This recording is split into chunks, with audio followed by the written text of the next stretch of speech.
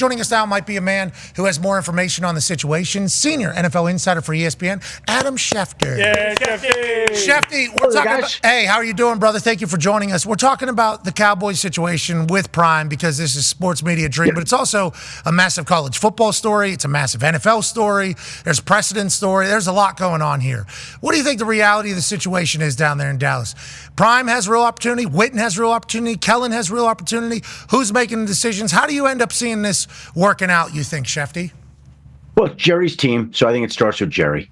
And I think we go from there. And I think Kellen Moore is somebody that knows that system, knows that organization, knows that culture, gets along great with Dak. I think there's a lot there that tells you that Kellen Moore is going to be in play for this job. And if Jerry Jones wants to take a big swing and go for Deion, go pay the buyout, which, again, I don't think he'd be thrilled about doing. There are ways to navigate that. Maybe he has Netflix partner up with him to help take on some of the costs. Not that Jerry can't afford it or anything. What is the buyout? But I don't think that $10 million buyout is completely insignificant in this particular occasion. So we'll see. They've got Robert Saleh today. They're talking to him, the former New York Jets head coach. Kellen Moore, Leslie Frazier coming up here. Those are the known candidates so far. Deion's always there. Jerry knows where to find him. Deion knows where to find Jerry. Deion was planning to go snowmobiling in Colorado this weekend, although I was told it's supposed to be as cold as it's ever been there this weekend. So I don't know if his snowmobile plans are still on in the mountains. We'll see if he's tough enough to go do that or not. So Dallas, again, Dallas is on its own time schedule here. The people, the candidates that the Cowboys are pursuing seem to be different than the candidates that most other teams have on their horizon and their radar. So it's not like Dallas needs to rush to go make a decision. Jerry Jones will be able to go through his process, think about it. And by the way, I'm sure during the course of this, he'll probably change his mind a couple of times. One day feel a certain way, another day feel a different way. But he'll have enough of a foundation to make what he believes is the best decision for the Dallas Cowboys. That's Jerry Jones football. Also, Jerry Jones football didn't make his decision about Mike McCarthy until after Vrabel was already hired at another spot, so didn't even get a chance to interview, which a lot of people think was the number one coach in this entire hiring cycle. He's already gone to New England, which was seemingly already in the stars to begin with. Last thing here about the Dallas Cowboys before we pivot off anywhere else. Coach Saleh, I know there's only 32 head coaching jobs. I don't know how many years he had left on his contract with the Jets when he got fired. He's not signing up to join another family business. Is he, with how that whole thing worked out in New York, is there a thought about that? Is it still a coveted job by people that are outsiders to the Dallas Cowboys? Kellen in there, Prime in there, Witten in there, Leslie Frazier, I don't know what his history is over there. And once again, remember, Prime and Zimmer have a relationship. Zimmer, current defense coordinator for the Dallas Cowboys. Is there still an idea that if you're an outsider for the Cowboys, you want to go into Jerry world and coach for that team? Oh, I think people would love to go coach the Dallas Cowboys. And by the way, those are all the names. We also have, in that organization, I think the Jones family has a pretty high opinion of Brian Schottenheimer, the offensive coordinator. And I don't think anybody's interviewing him. So if they were in a spot, well, that's another name that you'd look at. I think of Anthony Lynn in Washington. I know a lot of people have showered attention on Cliff Kingsbury, but Anthony Lynn is in charge of Washington's run game, has been a head coach, has worked for Jerry Jones before. So I think there are even more candidates in the background that haven't been mentioned yet that gives Jerry a certain sense of comfort that he doesn't have to rush. There are a group of people that he likes, respects, trusts, believes in, whether that's Kellen Moore or Robert Saleh or Deion Sanders, or they go on and they consider guys like Brian Schottenheimer or Anthony Lynn. So there are a lot of guys out there that would fit the bill. And yes, Pat, I think people would love to be the head coach of the Dallas Cowboys. Love to be. There are 32 head coaching jobs, and there's one job that is the head of the circus in Dallas. And that's what that is right now. Didn't sound like you said Ben Johnson's name. His name also in the list of being the top coaching candidate. I don't know if he's just intrigued to go jump into the Dallas circus, but they'll find their guy. No. We assume they will. We assume they'll be able. I don't expect Ben Johnson to be in play in Dallas. I think Jerry has other ideas. I think Ben Johnson has other ideas. and don't think that he's a logical leading candidate there right now. Not because of his coaching, but he's getting a head coaching job. He is getting one. It's just not going to be in Dallas. Okay, so where's he going to get a head coaching job at? Well, I know everybody's got Ben Johnson anointed to the Raiders.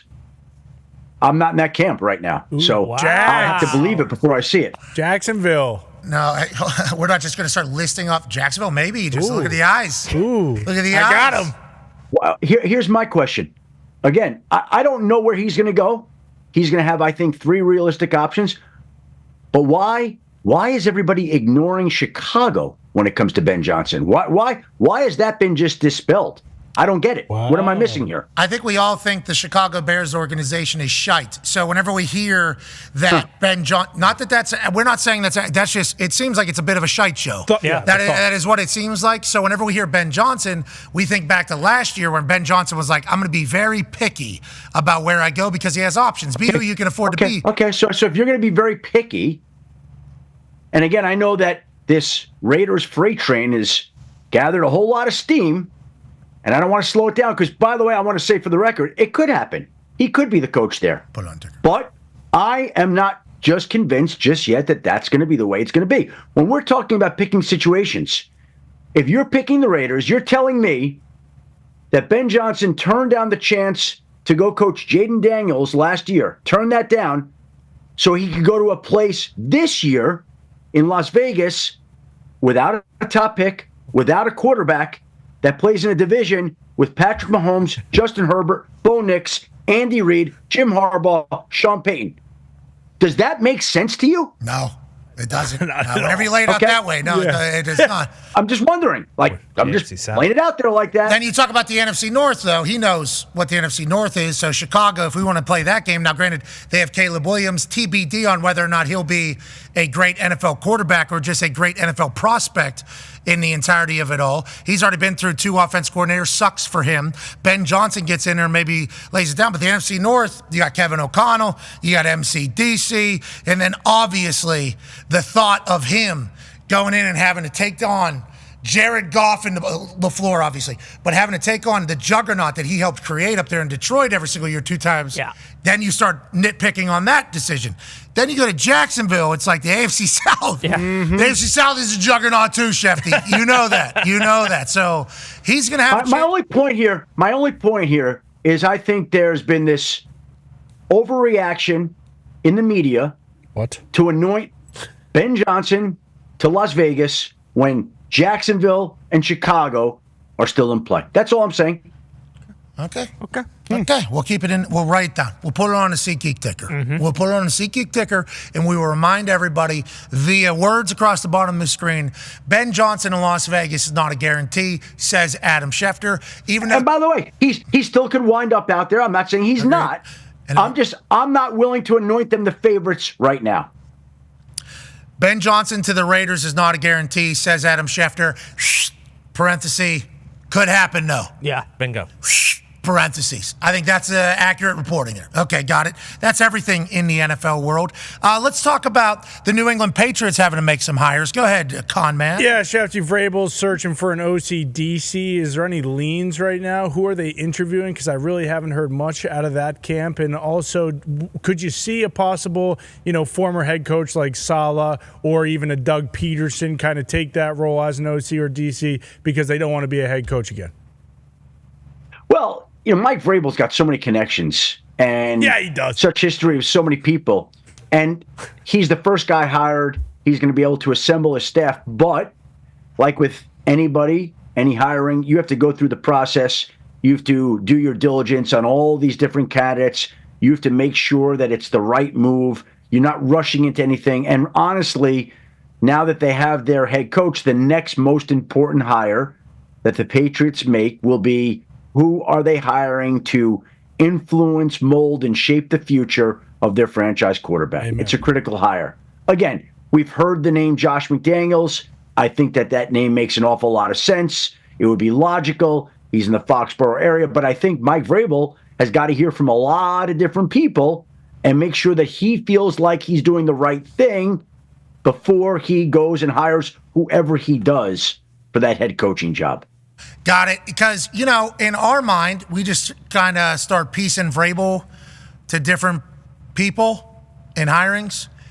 It's like, well, he and Artie Smith did a lot of great things together down there in Tennessee. Artie Smith actually came up through the Vrabel camp, I do believe, how he got there. Now, Artie Smith obviously still with the Pittsburgh Steelers, so how does that whole thing work out? And Artie Smith getting head coaching interviews, I do believe. Josh McDaniels, obviously a possibility because of the history, especially up there in that whole thing. Yeah, Josh McCown's been linked because of the connection with Drake May in high school. He coached. Josh McCown's going to be in Minnesota next year unless he gets a head coaching job. Okay, let's stay in Minnesota. Ty has a question for you. Unless he gets a head coaching job. Is that possible or no? You think Josh McCown high up on some lists? Yeah, well, no. Listen, if you remember a couple of years back, he was Texans very much in the discussion in Houston, and then the Texans went a different direction. So, and I think Josh McCown's going to be a head coach one day. I don't know that it's going to be this year or next year or the year after, but I think he's going to get a chance at some point in time.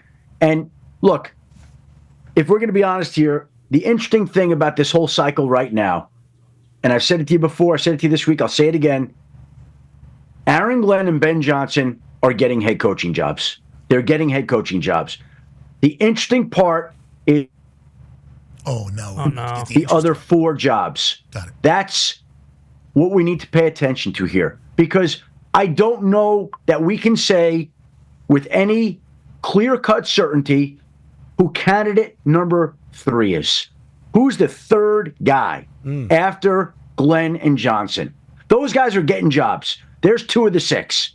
Who are the other 4? Is it Robert Saleh? Is it Brian Flores? Is it Josh McCown? Is it Joe Brady? Like, who? Is it Mike McCartney? Is it Jason Witten? Is it Deion Sanders? There's a lot of guys out there, but it's going to be a question of which organizations prefer which guy. The only 2 guys I feel confident right now in saying they're getting jobs are Ben Johnson and Aaron Glenn. Aaron Glenn's going back to the Jets, right? That seems like the very easy selection. I think Aaron Glenn is in play in New York. I think he's in play in New Orleans. I think he's in play in Las Vegas if he wants. So there's a lot of people. There's a lot of places that I think Aaron Glenn will be interested in. Shout out to MCDC. His coaching tree is going to be a great one. Got to win a Super Bowl, boys. Let's go. No. We're worried about future jobs, brother. Okay, we're worried about future jobs. Playoffs. Okay, yeah, of course. That's Aaron Glenn and Ben Johnson. They're locked in. That's why they are so highly regarded. But let's talk about Josh McCown, and let's talk about Minnesota. Ty has a question for you. Yeah, Schefter, what's going on with KOC up there? We heard the reports from Jay Glazer a couple weeks ago saying, hey, there were talks that they might trade Kevin O'Connell because he only had 1 year left on his deal and they hadn't got anything done yet. And then he said he's been in he's had a great dialogue with the owners and everything. But what exactly is happening there, and why hasn't he been extended yet? When you look at his body of work, is he getting traded? Is it possible? I don't see him getting traded. I think that the Wilf family is going to want to hold on to him. He's going to be entering the last year of his deal. I think teams that have coaches who they've identified as their future don't typically let guys go into the last year of their deal. And so I would imagine at some point in the coming days, weeks, whatever it may be, that the Wilf family and Kevin O'Connell sit down and figure out an extension. Now, they didn't get one done this season, and to me, the price on Kevin O'Connell rose because of the type of year that he had and because of the type of recognition that I think everybody showered on him. They see the kind of person he is, and they see the kind of impact he's had and the culture he's created. And I think we all know how important that is for any head coach in the NFL, and he's done that there in Minnesota, and I expect that he's going to be rewarded for it this offseason. What's a going rate for a high-end NFL coach? Is that like 10 to 15 million a year? Well, I mean, look, I think the salary make gross generalizations, but I think typical first-year salaries have been about $8 million, $9 million. I think guys in the middle tier, 11, 12, 13, and then the top tier, we're talking about 17, 18, $19 million a year, $20 million a year. So Kevin O'Connell's getting 17 to 20 million a year. Yes. Like that's I don't know. Listen, he's going to get as much as he can get. I don't know. His last deal, his first deal, I think, if my memory serves me correct, he's under 8. Like I'm going to guess he's around 7. So The next deal, I think, would get him in the, I don't know, the low teens, maybe. Like, the Wilfs may be watching this and be like, what? Is he out of his mind? But you know what? If he's out of Kevin his O'Connell mind, wants to play it out. 17, 18, there's a lot of open jobs right now. Kevin O'Connell. You're talking about Aaron Glenn, Ben Johnson. You know who number 3 would be? Kevin O'Connell. He'd be number 1. Yeah, exactly. I mean, that would be. Well, here's what you have to figure. If the Wilfs don't step up and give him what we all would agree in an objective way is a fair offer, then Kevin O'Connell could say, I'm not going to sign that. And then he goes into the last year of his contract, and he's a coaching free agent next year. And if you're a coaching free agent, do it. What would Kevin O'Connell get on the open market? If you're asking me, I would say Kevin O'Connell would get 20. Well, first of all, we have to see how next year goes. But if he had the kind of season next year that he did this past year, my guess is Kevin O'Connell's in the $12 to $14 million a year range. Okay. Bump that up. Sounds like you're trying to help out the Wolf family here publicly, and I respect that. I appreciate what you're doing here. This guy's he won 14 games this season with a quarterback getting paid $13 million who's never had success before. Year before that, he had a Pastronaut playing quarterback. Well, it's like, that guy's the guy. Won 13 a couple years ago. And then we see the clip of him in the locker room chewing out his team, too. It's like, this guy. Well, listen, I'm a huge Kevin O'Connell. I think he's one of the best coaches in the league. He's one of the best installers of culture. But again, well, I don't want to. I'm not going to make a debate on it. I'm just telling you that's my opinion. That's all I'm going to say. I think that's the open market. That's what I think he gets. All right, I like that. I'm not going to start stating why he wouldn't get the top price because I'm a huge Kevin O'Connell. That's what I think it would be. Okay, so yeah, Schefter's like, I'm not going to start negotiating against Kevin O'Connell here publicly. I'm just letting you know, after my 30 years of experience in this business, this is what. 35. Yeah, okay, sorry. All right, well, Kevin O'Connell, go get it, brother. Yeah, go get it. 20 mil, Kev. You deserve That's it, it. Go get it. Hey, get what's fair. That's all I'm saying for everybody, right? Everybody should get what's fair. All parties, how we all win. And also, Kevin O'Connell, I think, takes a lot of pride in the fact that he's been able to do this with the Minnesota Vikings. I think he loves that organization. I think he's very appreciative. Brian Flores being a defense coordinator, a big deal with that entire thing. He might be gone. How does he fill that spot in? There's a lot of question marks over there. Who's our quarterback? I mean, there is a lot to figure out in Minnesota. The head coach is obviously one of them. Any updates right there? You get an update right there? Is that a news? Nothing of any significance right now. Crop news. Absolute crop news. Update. Jack Del Rio's coaching in Paris. Yep. Is that what you just? Good luck. Is that the text that you just got? A little bit of I knew that one was going to send shockwaves through the NFL ecosystem. I knew that. just a little dust up over there. Yep. Good luck Dust up. against Ryan Fire and Tom Sula. Hey, From what we know I'm about telling Jack, you right now. Go ahead. I got my Paris Musketeers jersey. I am ready to rock it this upcoming Well, when you fall. go over there, you're going to need your nose plugs too, because those people smell so bad. They need one of these, not 1,000 of these. Yeah. Jack Del Rio is going to be praying to God that Dove sends 1 million whole body DOs over there. Great, beautiful culture. Beautiful culture. Beautiful city. Beautiful city. Beautiful. Got a chance to go over there. Obviously love it. But boy, your nose really starts talking to your brain saying this place stinks because it actually does. Jack Del Rio, everything we know about him, dust up and all that, I don't know how it's going to fit. He's perfect for. Oh, yeah, I'm excited for him, though. More football overseas is great for the game. Thankful that he's doing it. Good luck over there. To your point, though, the Rhine Fire are a problem. Yeah, Jim Tom Sula, I believe they won back-to-back.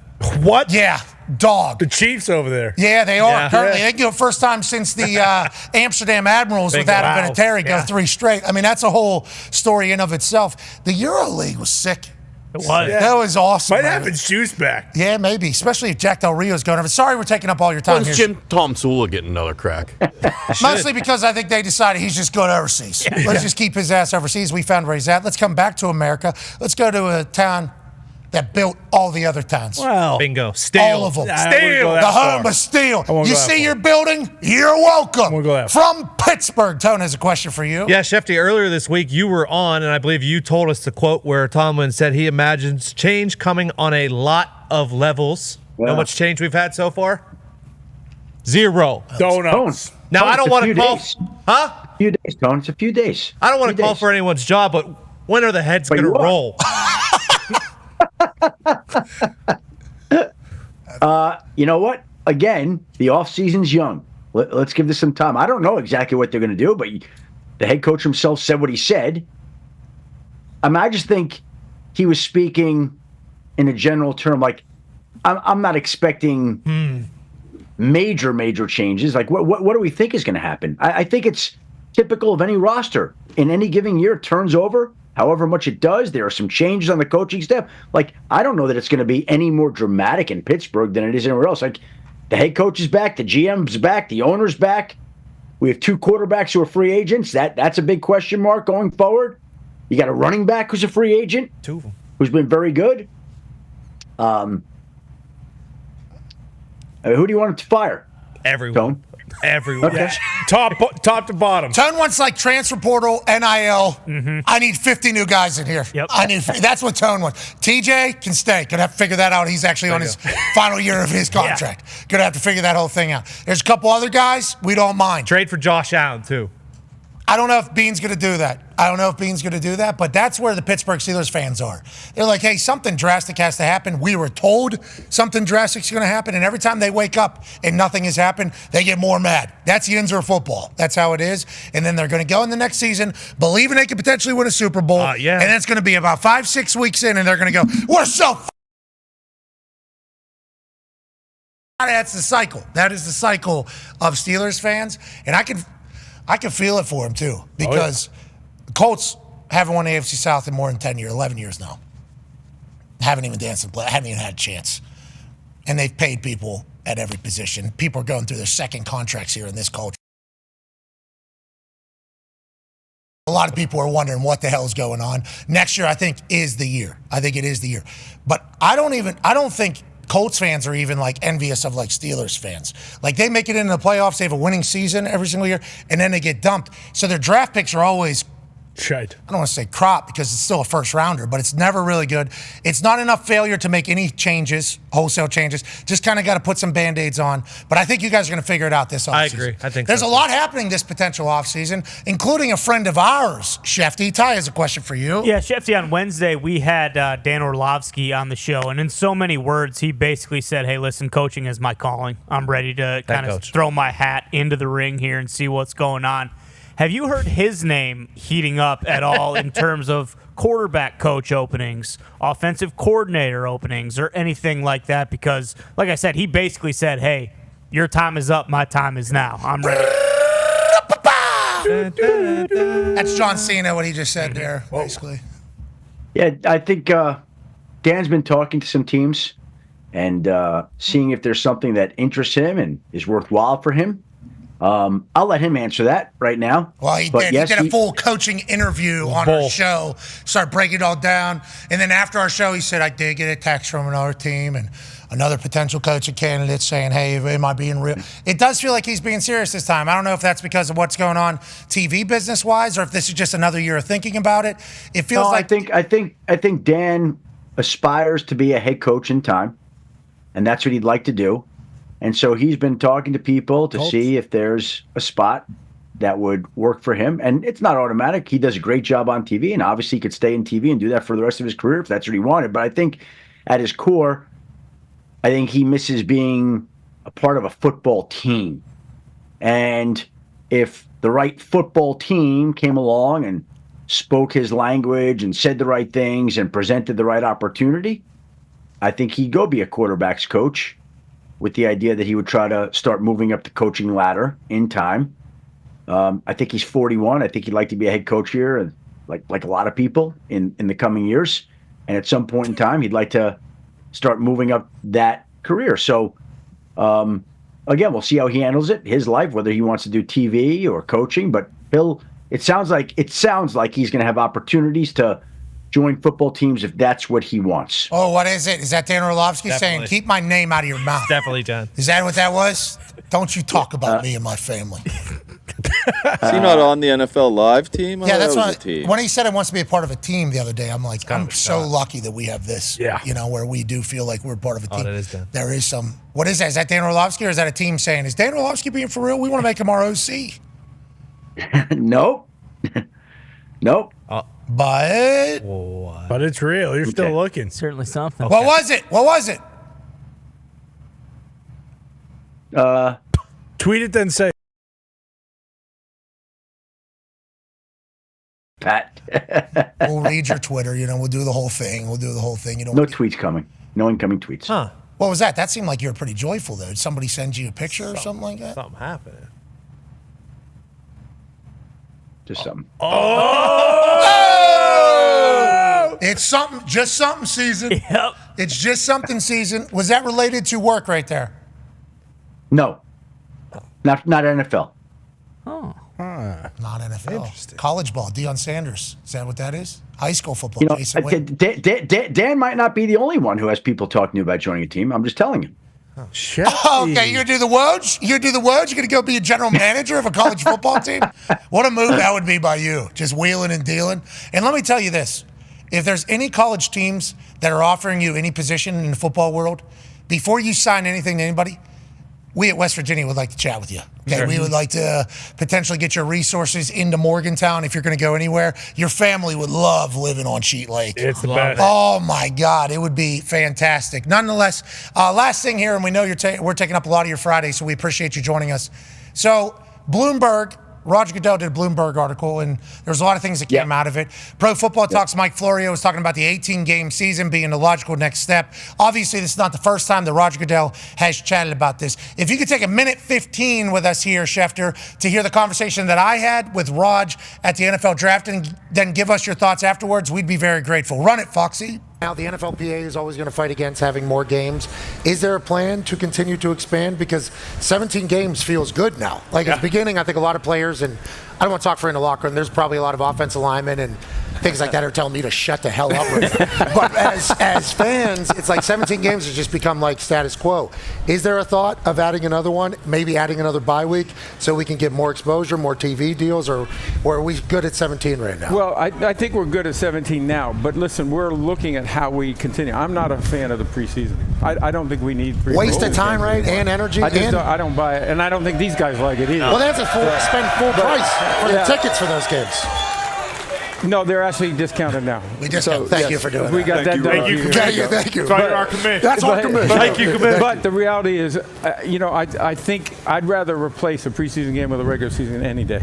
That's just picking quality, right? So if we got to 18-2, that's not an unreasonable thing. The other thing it does, which I thought you were going to, is that ends up on President's Day weekend, which is a 3-day weekend, which makes the Sunday night, and then you have Monday off. So that's Wow. Now we're cooking. See, now we're cooking. Okay, so he said he already has visions of what the schedule would look like. We'd have Monday off after the Super Bowl, which everybody has been yearning for a long, long time. He said, I don't like the preseason game, okay? It's more opportunity for injuries. It doesn't matter. So shortening the preseason game seems like it's been on Goodell's mind for a while. Adding the 17th game, as soon as it happens, we all said, well, we're going to get to 18 then. He said it in a Bloomberg article. Now it's being reported about yet again. What have you heard from around the league, and what do you think the chances are moving, and when would that be? Next CBA? Well, in all honesty, did he say anything there that we didn't know? Like, again, I'm going to tell you right, it's going to happen. Exactly what he said. Like, everybody knows this is coming. We're going to get 18 games. We're going to get the Sunday night Super Bowl before President's Day. Everybody takes off President's Day, becomes the national holiday that it is. The shortened this is stuff that everybody's talked about. The only question is, when does it begin? Right? Like, is that in 2 years? Is it right before the end of the CBA? Is it right at the start of the new CBA? I don't know, but 18-game schedule season's coming. The prolonged seasons come, more international games come. Like, all these, Pat, there's nothing here that's surprising at all, right? What am I missing? Well, I mean, actually confirming it would be it's all been like kind of in jest hypothetical. If the NFL, It's coming. the It's NFL coming. are those greedy corporate fat cats. Yeah. And if you add an extra bye week, now you got 2 more weeks of primetime games to be able to sell to networks. And the amount of money that'll do and bring in for the salary cap, which is how they sell it to the players and everybody else, would be gigantic. So I could see it certainly taking place. Sold. Not selling. Sold. It's coming. Okay, all right. I don't know how the players feel about it. How about the NFLPA is firing or laying off 150 employees? All the damn money at the NFLPA. I've never been an NFLPA supporter. Okay, never in my life. I thought they've been like, I'm not going to say crooks, but like dumb. I think the way they've gone about doing things has been very dumb. I mean, you just go back to whenever they tried to negotiate the deal, and Jeff Saturday had to step in and be like, let's get a deal done. Not that Jeff Saturday isn't a great man or businessman, but it's like the NFLPA, I think, has always handled things in a dumb way. Tough position to be in, hard to represent everybody. Them firing 150 people, it's like, what did they all do? And then also, shout out to this NFLPA maybe. Yeah. Trying to, instead of rob the players, trying to actually make the players more money, more opportunity. I think we're in a good spot. I think NFLPA and hopefully Commish are going to be able to come together and make this entire better for players and also for the league as a whole. Quick one there. You just talked about international games. Connor has one for you. Yeah, Schefter, Madrid this year. Does that mean Ireland's probably coming in 2026 next season, or is there a chance that they also do Ireland for the first time and Spain for the first time this year? I don't know when Ireland's coming, but it's coming. I don't know whether it's 25 or 26, but it's coming. There's just been enough. And I think it might be next season, and they still have some more international announcements to make. They do it in layers and in a progression, and so Ireland still may be coming. The Dolphins will play the first ever regular season game in Madrid. We got Berlin. The Colts playing the first regular season game in Berlin. The first regular season game in Ireland is coming. I don't know the exact timing, but it's coming. And we've even heard that it'll be the Steelers and Packers, which I totally believe. That's totally plausible. It's coming. I'm not sure the exact year. I'm not saying that Madrid doesn't deserve it, okay? Because I'm sure that they are massive NFL fans. When we were with DAZN, that was a big hotbed for the NFL licensing rights over there in Spain. Ireland would be bananas over there. Yeah. Oh, yeah. They love ball. And there's more Irish guys coming into the NFL, I think, through punting and kicking. It's only going to continue to grow over there. We're excited for that. We're excited for the future, and we're appreciative of you stopping by on this Feel Good Friday, Shefty. Gentlemen, appreciate you all. Have a great weekend. Enjoy the divisional playoff round. 4 great games. Looking forward to watching the games in the cold. It'll be fun. Any news potentially breaking today? Anything? Zay Flowers didn't practice today. That's not a great sign for his availability on Sunday night against the Buffalo Bills. Okay.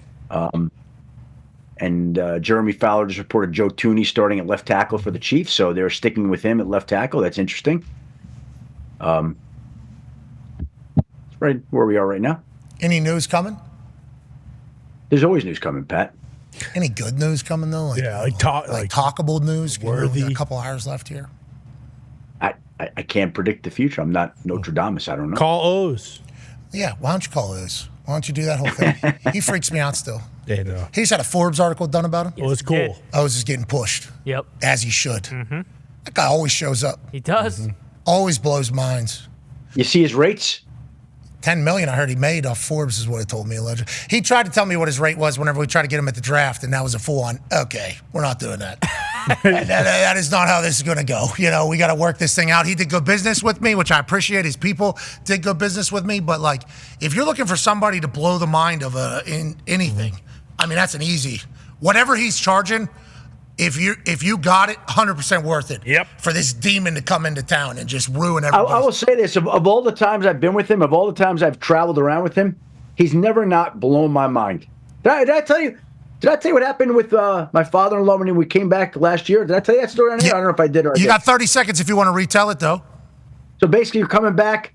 We come back from Pittsburgh together. He just performed for the Bills. He comes to my house. My father-in-law, 85 years old. He's, what do you do? I'm mental. Is okay. He goes, do a trick on me. He goes, okay, where did you grow up? The Bronx. Okay, I'm going to tell you the name of your neighbor. He goes, how do you know the name of my neighbor? He goes, does it have a B in it? Yeah, and he guesses the name of his neighbor and the apartment number of my father-in-law. Yeah. My father-in-law was like totally fine. Like, how could that be? I don't know. He's a freak. He's done some stuff to us, too, where it's like he walked up to me, 1 through 100, thinking in your head right now, and then bang, bang, bang, boom, got it, nailed it. Goes up to Darius J. Butler, scrolls through his phone, through Darius Butler, picks a name in there. There's some things where it's like, I think I got him, and then there's other stuff where it's like, this guy's a demon. Yeah, how? We appreciate you. Ladies and gentlemen, Adam Schefter.